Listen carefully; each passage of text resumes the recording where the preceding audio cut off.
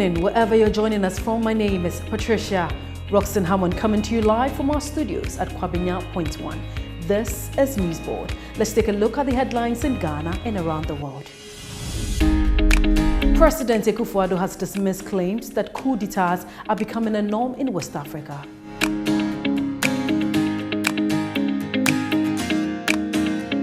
The police have arrested one of the suspected kingpins in the Mamobi Nima riot.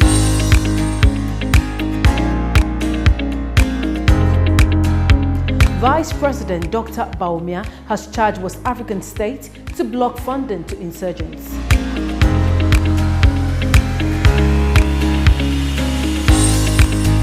And Australia has reopened its international border for the first time in nearly 2 years. You can also watch us on Facebook, Instagram, and YouTube at NewTVGH. And now to the details. President Akufo-Addo has dismissed claims that coup d'etats are becoming a norm in West Africa. This comes in the face of 5 successful military takeovers within the sub-region in just the space of a year. In an interview with France 24 at the EU-African Union Summit in Brussels, the Economic Community of West African States chairman said the isolated incidents in Mali, Guinea and Burkina Faso should not be generalized to represent the situation in the sub-region. But are you worried that coups has become the norm now in recent months? It's not the norm. It's not the norm. It's happened in 3... The trend, let's put it this way. I'm not sure we can call it a trend. It's been in 3 states out of the 15 states of ECOWAS so far. Obviously, we do not want this contagion to spread, and we're going to work towards making sure that it doesn't spread. We work with it domestically to provide good governance to our people, so to take away the basis for any pretext at intervention, and at the same time insist on adherence to our own protocols. We have a protocol that binds all of us on good governance and democracy in the region. We're determined to work towards that. Is this a mortal danger for the region? I don't understand the concept of mortal danger when you're dealing with states and communities and state functions. All kinds of evolutions happen. But it is something that is definitely not welcome when we are going to do our best to make sure that it doesn't repeat itself, and if possible, it is reversed. President Akufo-Addo says new arrangements are underway to ensure Mali returns to democratic governance. This, he said, has become necessary as the Mali junta failed to follow agreements reached with ECOWAS regarding the transition to democratic rule. A new security arrangement has to be made in the light of the decision of the European countries led by France to leave the Malian theater.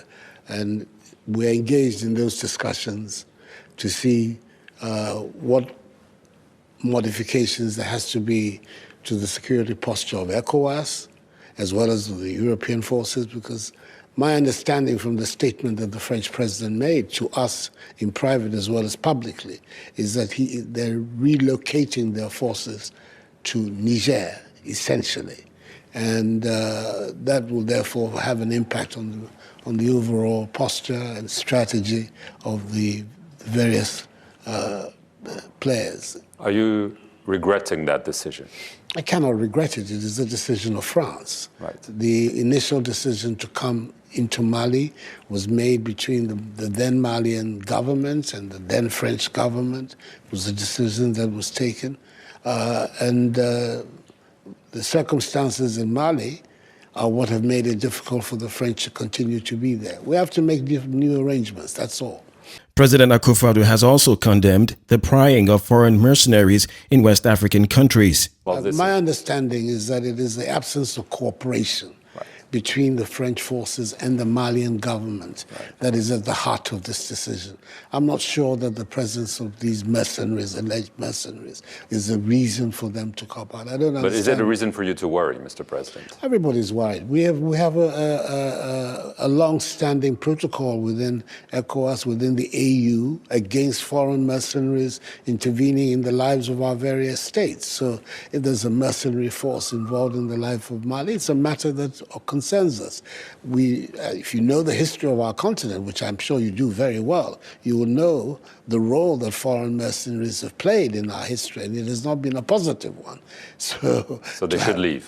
Obviously, we would prefer to be dealing with the Malian state and the Malian government. President Akufo-Addo further reiterates that Ghana's democracy will be protected. When we saw what happened in America on the 6th of January, when there was an attempt in a country which had 200 uninterrupted years of democratic government, when people staged what appears to have been an attempt at an insurrection in America. So the issue of stability in every state is a constant matter. This is what the adage, the price of liberty is eternal vigilance, is that you have always in every generation to be looking at the issues of stability, the coherence of your political and state institutions, and make sure that they are in sync with what is happening in your time.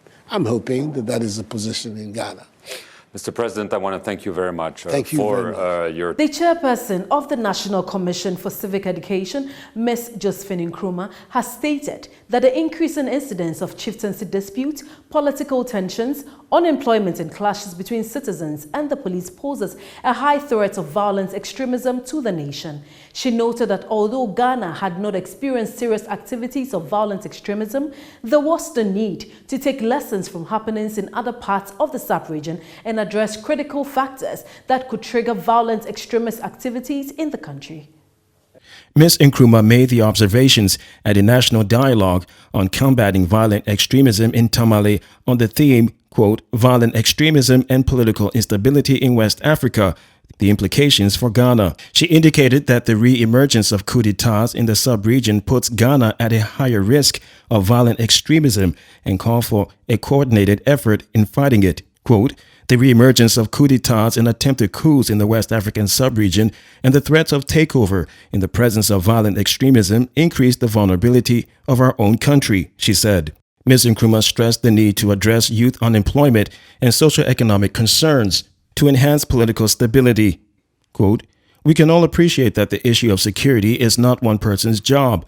Security personnel on their own cannot assure us security. Citizenry on our own cannot assure us of security. It is a joint and collaborative effort of the citizens and the security agencies, she noted. The Speaker of Parliament, Mr. Alban Gbagben, has condemned the increase in arrest and incarceration of journalists by the police over misreporting against some individuals, especially politicians in the country. He said the police could not assume responsibility for responsible media practice in Ghana by scanning newspapers and news portals and arresting journalists for errors and misrepresentations.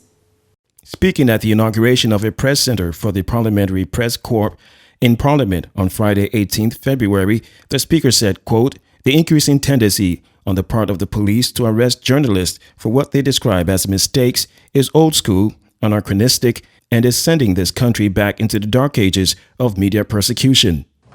Now, first, as journalists, to disseminate the information you have in a timely manner to beat the deadline set for us, we make some mistakes. Our information at times do not turn out to be entirely accurate. We end up making some misrepresentations, at times impinging on the integrity and reputation of others. The media space and Ghana's legal regime for the media anticipated this and has prescribed a way out of this challenge. That is why we have the National Media Commission,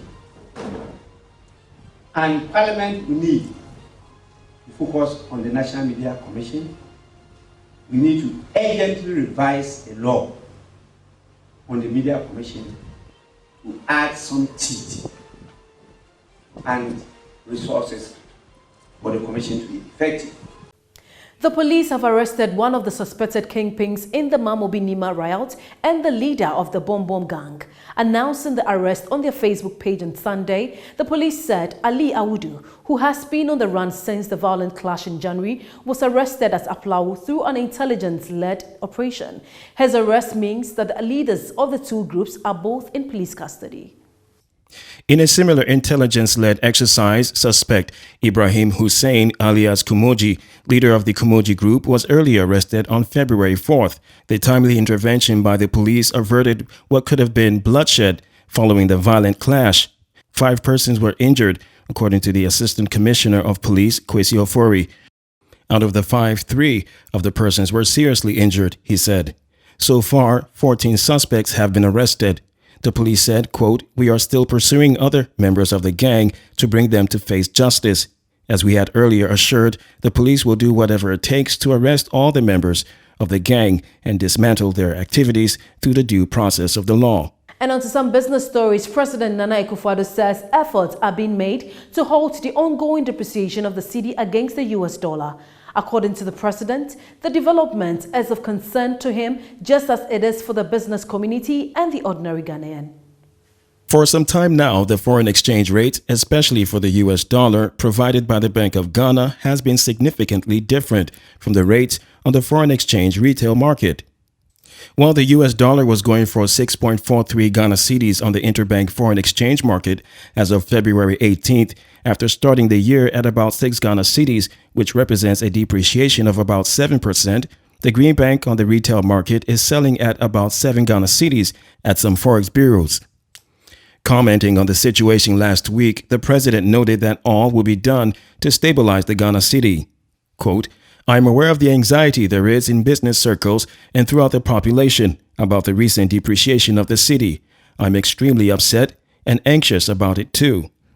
But I want to assure you that all efforts are being made to arrest the decline and restore the cedi to stability in order to improve the competitiveness of Ghanaian industry, and I think very soon you will see some results." Moving on, the Vice President, Dr. Mahamudu Bawumia, has charged West African states to implement a robust system that will help cut the flow of financial resources to criminals who cause terrorism and political insurgents in the sub-region. He noted that Africa was losing an average of $88 billion a year to illicit financial flows, with a chunk of it going into financing of terrorism and insurgency. The Vice President, Dr. Mahamudu Bawumia, said the rising spate of coup d'etats, terrorist activities, and other acts of instability in the region in recent times called for increased efforts to plug the loopholes and deny the perpetrators resources to help end the menace. The Vice President noted that members of ECOWAS could achieve that by strengthening their collaboration in the fight against money laundering and terrorist financing in the region. He gave the charge in a speech read on his behalf by the senior presidential advisor, Mr. Yao Osafo-Manfo, at the closing ceremony of the 24th Intergovernmental Action Group Against Money Laundering in West Africa Technical Plenary Meeting and the GIABA Ministerial Committee meeting in Accra.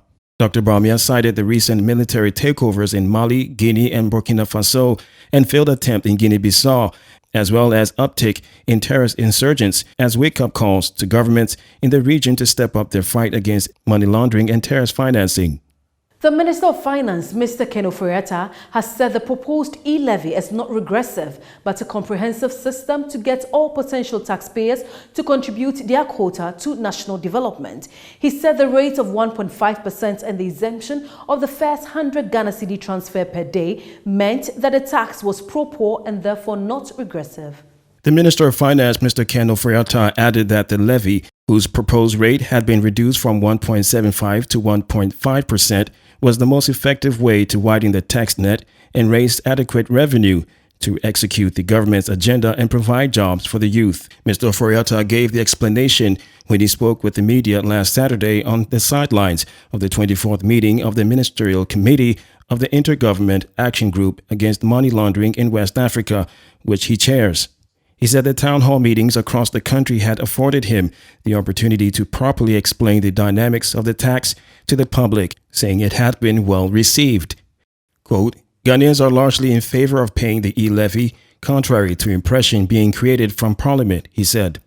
The lead operator of the Sankofa oil field, Eni Ghana Limited, and its partner, Vitol Upstream Limited, are yet to carry out an order by the Accra High Court to pay 30% of revenue realized from the sale of crude oil from the field to the court for preservation.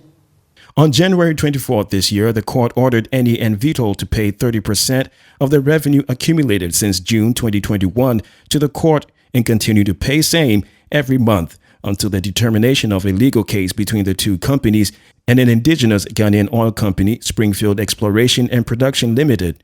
It is estimated that 30% to be paid by Eni and Vitol for preservation amounts up to about $40 million monthly. Springfield has been battling the two foreign oil giants in court with the aim of enforcing a 2020 directive by a former Minister of Energy to the companies to combine their respective fields located at the Cape 3 points in accordance with Section 34(1) of the Petroleum Exploration and Production Act 2016, Act 919. At stake in the dispute are more than 500 million barrels of oil. We'll be right back with more news after this break.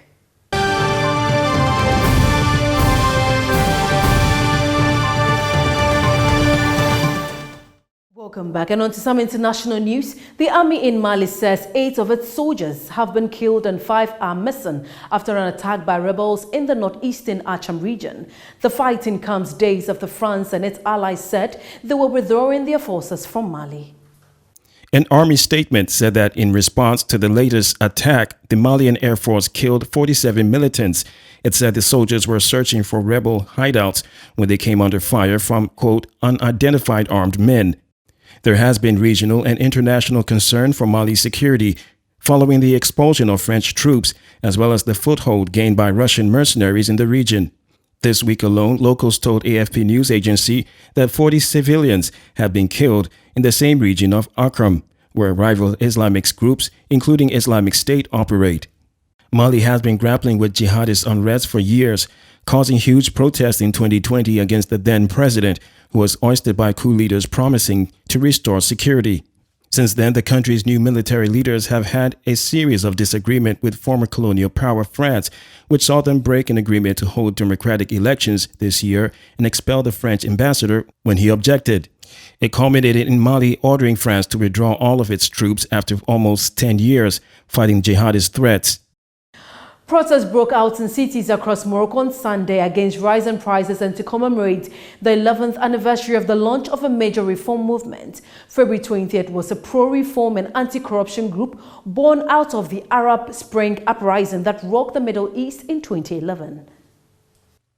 Hundreds of people demonstrated in the North African country's city of Casablanca, brandishing banners calling for the release of political prisoners.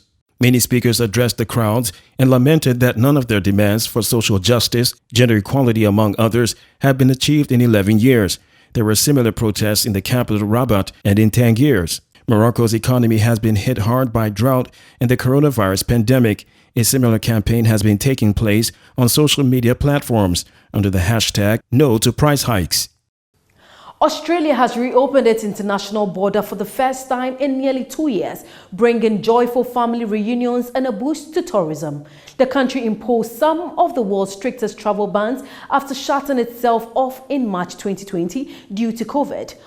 Australians and some others were allowed to return from late last year, but most foreigners have had to wait. There were tearful reunions at Sydney Airport on Monday as hundreds of people began arriving on flights. One young girl, Charlotte, shared an emotional hug with her grandfather. She told the local 9 network, quote, "I've missed him so much, and I've looked forward to this trip for so long. Double-jabbed visitors do not need to quarantine, but unvaccinated travelers must do so in a hotel for up to 14 days at their own expense. More than 50 international flights were due to land on Monday. Travelers can enter all states except Western Australia, which remains closed until 3rd March and will require 3 jabs. Australia had about 9.5 million overseas visitors in 2019. Mr. Tihan said he hoped for a strong rebound in the tourism sector, which had been hit by domestic travel bans too.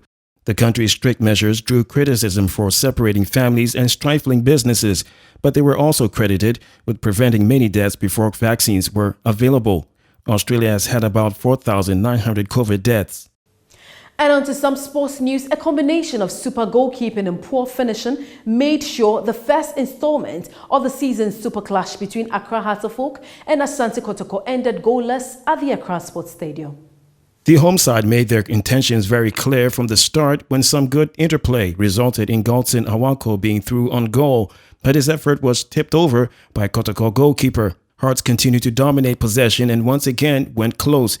Kotoko's Cameroonian wonder flicked a near goal, but for great goalkeeping from Hearts' Richard Atta. Manchester United survived a stirring Leeds United comeback at an emotional Elland Road to put themselves back in the Premier League's top four with a crucial victory. In the first game in front of fans between the two old rivals at Elland Road since October 2003, they produced a fitting spectacle played out in a deluge and a predictably thunderous atmosphere. Manchester United was in complete control at the break after their captain headed in Luke Shaw's corner, and Bruno Fernandes did the same. Leeds, however, mounted a superb revival and were level with 2 goals inside a minute as Rodrigo's cross drifted in behind the keeper. Then substitute Rafinha sent Ellen Road into rapture when he slid home across from Daniel James. And on to some entertainment, British entrepreneur and YouTube star Jamal Edwards has died at the age of 31. He was the founder of SBTV, an online urban music platform which helped launch the careers of artists like Dave, Ed Sheeran and Skepta. Edwards is the son of singer and Loose Women presenter Brenda Edwards, who said she was completely devastated. Born in Luton, Edwards was appointed an MBE for service to music in 2014. A pioneering figure in British rap and grime music, he also became an ambassador for the Prince Trust, a youth charity run by the Prince of Wales, which helps young people set up their own companies. He attended the Brit Awards earlier this month and was understood to have performed as a DJ at a gig in North London on Saturday night. No details have been released about his death other than it happened on Sunday morning. Edwards first got into filmmaking after his parents gave him a video camera as a Christmas present when he was 15. His mother said he was an inspiration. And that's it for NEWSBOARD. Let's take a look again at our headlines. President Akufo-Addo has dismissed claims that coup d'etats are becoming a norm in West Africa.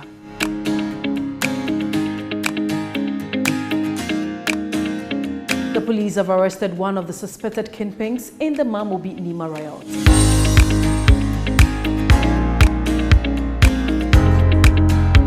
Vice President Dr. Baumia has charged West African states to block funding to insurgents.